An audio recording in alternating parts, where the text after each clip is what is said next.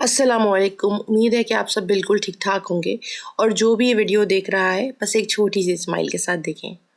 आज का व्लॉग बहुत सिंपल है, कोई फैंसी प्लान नहीं है, कोई परफेक्ट सेटअप नहीं है, बस मैं हूँ, मेरा घर है और रोज़ की ज़िंदगी के छोटे छोटे काम हैं।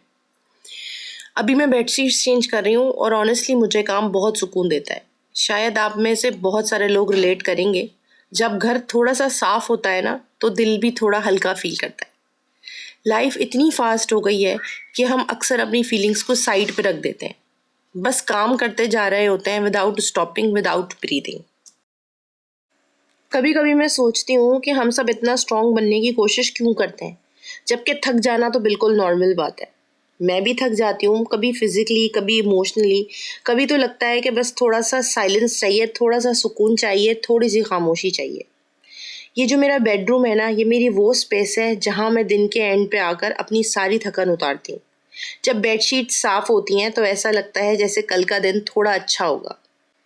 कभी कभी हम माएँ अपने आप को बहुत ज़्यादा ओवरबर्डन कर लेती हैं। हम छोटी छोटी चीज़ों को ना अपने सर पे सवार कर लेती हैं और हम सिर्फ ये सोचते हैं कि घर हमारा थोड़ा सा भी गंदा होता है तो कोई बाहर से आएगा, देखेगा, क्या सोचेगा। जबकि जो कोई है जिसके बारे में हम परेशान हो रहे होते हैं, वो उस वक्त अपने घर में सुकून से चाय एंजॉय कर रहा होता है। अब जब मैं बच्चों के रूम में जाती हूँ ना तो मेरा मूड ऑटोमेटिकली चेंज हो जाता है। कभी कभी तो इन लोगों ने कमरा इतना फैलाया हुआ होता है कि मुझे देखकर बड़ा गुस्सा आता है, लेकिन फिर मैं सोचती हूँ कि ये हैं तो ये सब मेस और ये सब कुछ ना इन्हीं के दम से है। ये स्कूल जाते हैं तो उस वक्त तक घर बड़ा साफ़ होता है, लेकिन वो जो इनकी छोटी छोटी सी हंसी, इनकी चहचहाट होती है ना, वो मैं कभी कभी बहुत ज़्यादा मिस करती हूँ। एज अ मॉम मैं परफेक्ट नहीं हूँ, मैं हर चीज़ सही नहीं कर पाती। कभी मुझे गुस्सा भी आ जाता है, कभी मेरा पेशेंस लेवल बिल्कुल ख़त्म हो जाता है, लेकिन फिर भी मैं हर दिन ट्राई करती हूँ कि बेहतर बन सकूँ। क्योंकि माँ होना सिर्फ रिस्पॉन्सिबिलिटी नहीं होता, ये एक इमोशनल जर्नी है। कभी कभी रात को जब सब सो जाते हैं तो मैं खुद से ये सवाल करती हूँ कि एम आई डूइंग इनफ। शायद आप भी ये फील करते होंगे। अगर आप भी एक मदर हैं या फिर किसी के लिए बहुत कुछ करती हैं तो प्लीज़ एक बात याद रखें, आपकी एफर्ट मैटर करती है। लाइफ बिल्कुल इस बेडशीट की तरह होती है, कभी उलझी हुई, कभी सीधी, कभी दाग लग जाते हैं, लेकिन इसका मतलब ये नहीं है कि हम उसे रिप्लेस कर देते हैं। हम उसे साफ करते हैं, फिर से सेट करते हैं और दोबारा यूज़ करते हैं। सेम लाइफ के साथ भी यही है। अभी यहाँ पर चूल्हे पे मैंने जो है वो एक लेयर लगा दी थी उसकी और उसको मैंने साफ़ कर दिया था। अब जो है उसको मैंने टिश्यू से प्रॉपर साफ़ करना है। और यहाँ पर जो है ना वो ये मेरे जो चूल्हे हैं ना, इसकी ये बर्नर्स, ये बहुत ज़्यादा ना बहुत ज़्यादा, यानी मैं खुद बहुत, एक तो सर्दियाँ हैं ना तो नहीं हो रहा था, बहुत हिम्मत नहीं हो रही थी इसको प्रॉपर क्लीन करने की। बस ऊपर से हल्का सा क्लीन कर देती थी, बट मैंने कहा नहीं, अब they need a deep cleaning. तो अभी जो है ना वो मैंने इस पर सर्फ लगाया है, यानी जो मेरा अपना किचन क्लीनिंग सर्फ है वो वाला सर्फ लगाया है। साथ में ना मैंने इस पर डाला है हार्पिक। तो वो मैंने एक लेयर हार्पिक के ऐड के भी मैं इसको हाफ एन आवर के लिए छोड़ दूंगी और उसके बाद फिर मैं इसको साफ़ करूंगी। वो मैं आपके सामने करके ना दिखाऊंगी कि ये जो है ना वो किस हद तक साफ़ होता है, या ये सिर्फ एक मिथ है कि हार्पिक से ना टॉयलेट के अलावा ये चीज़ें भी, ग्रीस भी साफ़ होती है।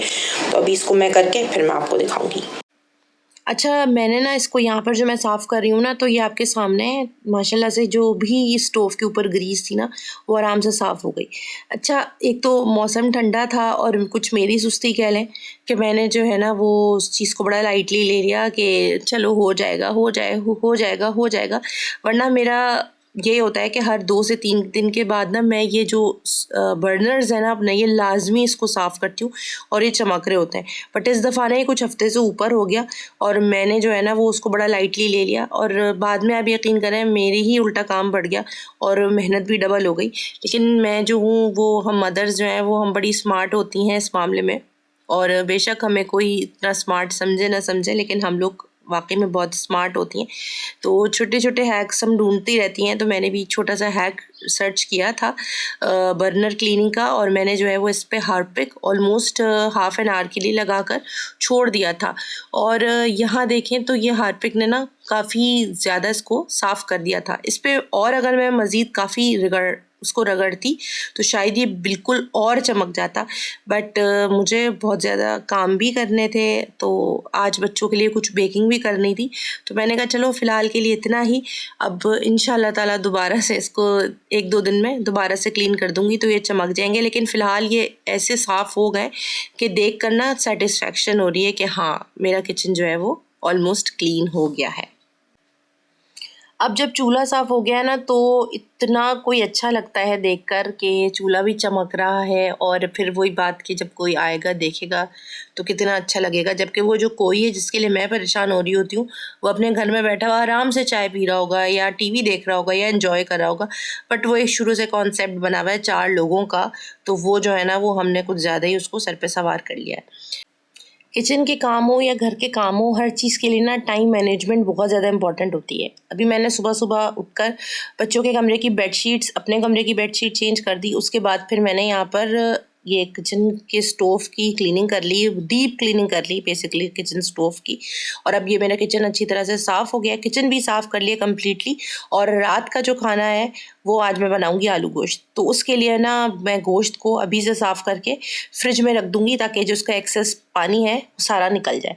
तो यहाँ मैं इस वक्त ना गोश्त साफ़ कर रही हूँ। गोश्त साफ़ करने के लिए ना आपके पास छुरी बड़ी अच्छी तेज़ होनी चाहिए। वैसे तो अमूमन लोग ये छोटी छोटी चीज़ें नहीं इतना साफ़ करते, लेकिन मेरे ससुराल में ये लाजमी है कि नहीं, गोश्त बिल्कुल क्रिस्टल क्लियर होना चाहिए। इतना सा भी छींचड़ा जो है ना वो बर्दाश्त नहीं होता किसी को। सेम मेरे मियाँ के साथ भी यही है, तो वो जो है ना आदत बनी हुई है। तो गोश्त जो है ना वो माशाल्लाह माशाल्लाह से मैं शादी से पहले भी अपने घर में भी मुझे कभी इशू नहीं होता था स्मेल का, तो मैं वहाँ भी करती थी, अपने घर में गोश्त मैं ही साफ़ किया करती थी। और मेरे ससुराल में मेरे फादर इन लॉ करते थे, लेकिन अब क्योंकि मैं अलग रहती हूँ तो जाहिर सी बात है ये सारे काम मेरी जिम्मेदारी हैं।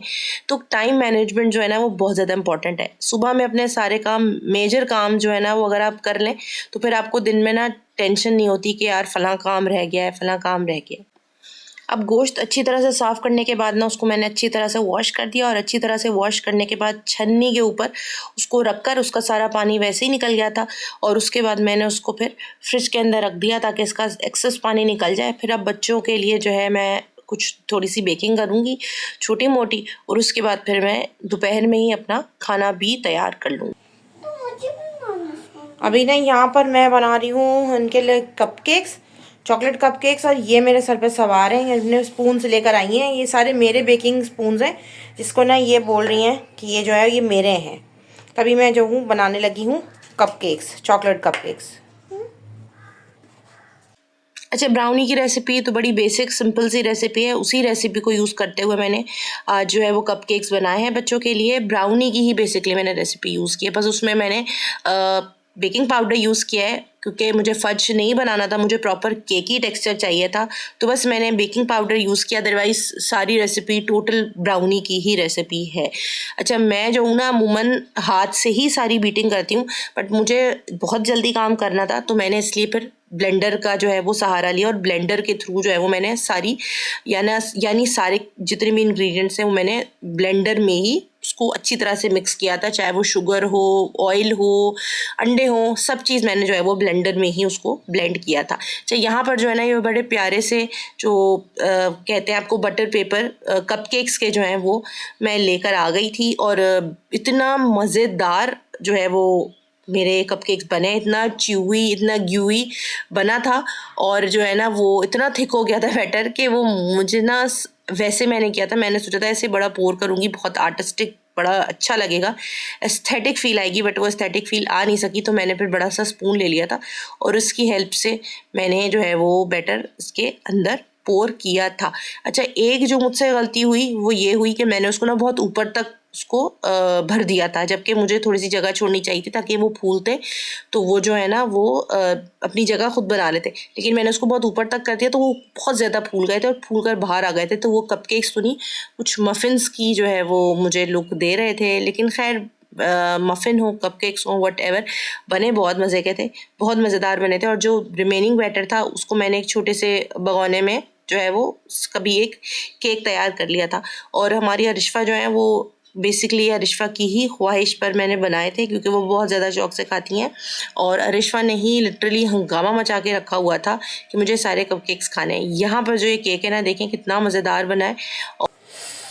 अभी थोड़े से ठंडे हो गए हैं, लेकिन ये देखें माशाल्लाह से ना कपकेक्स बिल्कुल रेडी हैं। ये मैंने ना इन लोगों के लंच के लिए बनाए थे, तो बस अभी मुझे काम बहुत है, लेकिन ये मैंने बड़े जल्दी जल्दी बना लिए कपकेक। ये देखें ये सारे माशाल्लाह से इजीली निकल कर आ गए हैं। और मैंने इसमें भी जो है ना वो ऑयल की ब्रशिंग कर दी थी अंदर भी, और वो जो है ना उसके पेपर के पार्चमेंट पेपर जो है ना वो baking paper what ever it is, तो उस पर भी मैंने कर दी थी। अच्छा, इसमें मैंने गलती से फोर्क इंसर्ट कर दिया था ना, तो ये बेचारा ऐसा हो गया। और वो जो है अपना, लेकिन ये सारे आ गए इसीलिए बाहर। तो ये एक अच्छी है, मुझे दो दूसरी भी मिल रही, एक और मिल रही थी, वो 12 वाली थी, बट मैंने कहा चलो अभी 6 वाली बना लेते हैं, लेकिन अब गलती लग रही है, मुझे बड़ी ले लेनी चाहिए थी। तो खैर बहरहाल ये जो है ना वो अल्हम्दुलिल्लाह कपकेक्स बिल्कुल रेडी हैं। अच्छा, यहाँ पर जो है ना बच्चों के लिए मैंने तायरीन बनाई थी। अरशमान माशाल्लाह से अब क्योंकि बड़े हो गए, तो अरशमान ना खुद अपने लिए निकाल लेते हैं। ये जो है ना मटर ट्रेडिशनल तायरी होती है, वो बहुत मज़ेदार बनती है, मसालेदार तायरी। तो ये जो है ना ये मैंने बच्चों के लिए बनाई थी। अभी ये बच्चे जो है वो स्कूल से आके बस ये खाएंगे। अच्छा, यहाँ ना अभी मैं जो हूँ ये सारा पुदीना है, ड्राइड मिंट लीव्स हैं, और ये मैं इसको बॉटल में करके सेव करके रख रही हूँ। तो पुदीना जब भी आता है मैं उसको पत्ते तोड़ के अच्छी तरह से वॉश करके फिर उसको ड्राई कर देती हूँ, और उसके बाद इस तरह ये पाउडर टाइप बन जाते हैं। तो जब रायता वगैरह आप बनाते हैं ना, तो उसमें अगर आप इसको डालें तो बड़ा डिफरेंट टेस्ट आता है। अभी मैं बना रही हूँ इस वक्त आलू गोश्त, और गोश्त मैंने पहले से साफ़ करके रख लिया था। बच्चे जो हैं उनको सुला दिया है, और अब यहाँ पर मैं कर रही हूँ अपनी कुकिंग, क्योंकि आलू गोश्त टाइम टेकिंग रेसिपी है, 5 मिनट में नहीं बनता। खैर बहरहाल, तो अभी यहाँ पर मैंने ऑयल गर्म करने के लिए रख दिया था, और यहाँ पर प्याज काट के डाल दी थी। प्याज थोड़ी सी गोल्डन हो गई है, बहुत ज़्यादा डार्क ब्राउन नहीं करना।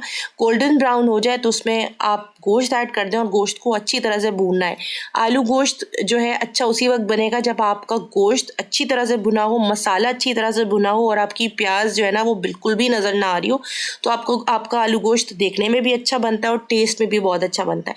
तो यहाँ पर मैंने गोश्त को डालकर अच्छी तरह से भूना है। गोश्त का जब पानी बिल्कुल ड्राई हो जाए तब आपने अदरक और लहसुन का पेस्ट डालना है, और पेस्ट डाल के उसको अच्छी तरह से भूनना है। थोड़ा थोड़ा सा पानी ऐड करते जाएंगे, साथ साथ भूनते जाएंगे, ताकि जो है वो अदरक और लहसुन की स्मेल जो है ना वो ख़त्म हो जाए। अब यहाँ पर मैंने जो है वो ऐड किए हैं बेसिक मसाले, जिसमें लाल मिर्च, हल्दी, धनिया और नमक आता है। इसके अलावा कोई एक्स्ट्रा मसाला इसमें नहीं होगा, और आपने इसको अच्छी तरह से भूनना है। अभी अगेन मैं बता रही हूँ, अच्छी तरह से भूनना, यहाँ तक कि आपकी प्याज बिल्कुल भी नज़र ना आए साबुत। और यहाँ देखें आपके सामने है कि इसको मैंने इतना भूना था कि मेरी प्याज जो है ना वो बिल्कुल दब चुकी है, वो नज़र नहीं आ रही। और अब मैंने जो है ना वो उसमें पानी ऐड करी हूँ। अच्छा, पानी साथ में ना गर्म पानी बॉयल करके ज़रूर रखें अपने साथ, वो गर्म होना चाहिए। और जब आप गोश्त गलाने के लिए पानी डालें तो वो गर्म ही होना चाहिए, इससे खाने का टेम्परेचर मेंटेन रहता है। अच्छा, यहाँ पर मैंने उसको कवर कर दिया था, और साथ में तवा इसलिए लगाया था ताकि जो मॉइस्चर है वो बाहर ना आए और हीट अंदर है, तो इससे ना गोश्त बड़ा जल्दी गल जाता है। अब यहाँ पर जो है ना वो मेरा गोश्त गल चुका था, और मैंने इसमें ऐड कर दिए थे आलू। आलू डालने के बाद 5 मिनट के लिए उसको हल्के चूल्हे पर ढक के रखना है। उसके बाद फिर उसमें आपने टमाटर ऐड कर दें। टमाटर ऐड करने के बाद चूल्हा मीडियम हाई फ्लेम पर आपने ढक कर जो है ना वो टमाटर पकाने, यहाँ तक कि टमाटर आपके बिल्कुल सॉफ्ट हो जाएं, और सॉफ्ट हो जाएंगे और उनका जो छिलका है ना वो बेसिकली आपने उतारना है। अब यहाँ पर मेरे टमाटर सॉफ्ट हो गए थे, आप देख सकते हैं छिलका जो है वो आराम से जो है वो उतर रहा था। यहाँ मैंने छिलका जो है ना वो सारे छिलके, सारे टमाटरों के छिलके जो है वो उतार लिए थे। टमाटर बिल्कुल सॉफ्ट हो गए थे, और उसके बाद जो है ना वो स्पून की मदद से उनको अच्छी तरह से दबाना है। दबा के उसको अच्छी तरह से भूनूंगी मैं कि टमाटर बिल्कुल सॉफ्ट हो जाएं। मुझे बिल्कुल साबुत टमाटर नज़र नहीं आने चाहिए इसके आलू गोश्त के अंदर। बस जब टमाटर बिल्कुल सॉफ्ट हो जाएं, आपने देख लिया कि वो दब गए बिल्कुल, तो उसको अच्छी तरह से भूनें, और उसके बाद उसमें आपने पानी ऐड कर दें इतना कि आपके आलू अच्छी तरह से गल जाए। यहाँ मेरे आलू अच्छी तरह से गल गए थे और ऑयल जो है ना वो ऊपर आ गया था। तो बस अब आपका आलू गोश्त बिल्कुल रेडी है। टेक्सचर आपने देख लेना है, बहुत ज़्यादा रनी भी नहीं होना चाहिए और बहुत ज़्यादा थिक भी नहीं होना चाहिए।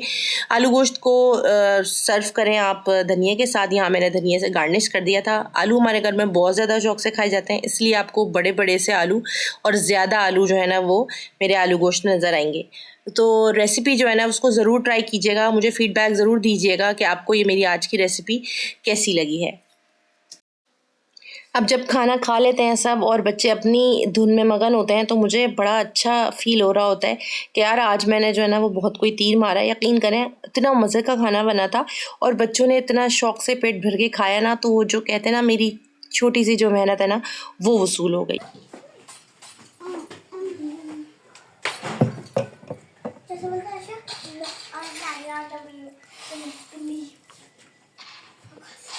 पी ले, चले सीधी सोने, सीधी सामान रख रही हूँ। तो बस जी अब मैंने सब काम कर लिए, दूध भी पी लिया है और एक रूटीन रखनी चाहिए अपनी कि लाजमी है रात को सोने से पहले दूध का 1 गिलास या 1 कप दूध का जो है ना वो लाजमी पिए। और एज के साथ साथ जो है ना वो बहुत सारी चीज़ों की ज़रूरत होती है, हमारी हड्डियों को ज़रूरत होती है कैल्शियम की, जो कि हम अब खुराक और जो इस तरह की खुराक आ रही है तो उसमें जो है ना वो नहीं होता इतना ज़्यादा कैल्शियम इंटेक। तो बस ये छोटी छोटी चीज़ें करते रहें अपने साथ और अपना ख्याल खुद रखें। तो बस ये था मेरा आज का ब्लॉग। आई होप आपको अच्छा लगा होगा। अल्लाह हाफ़िज़।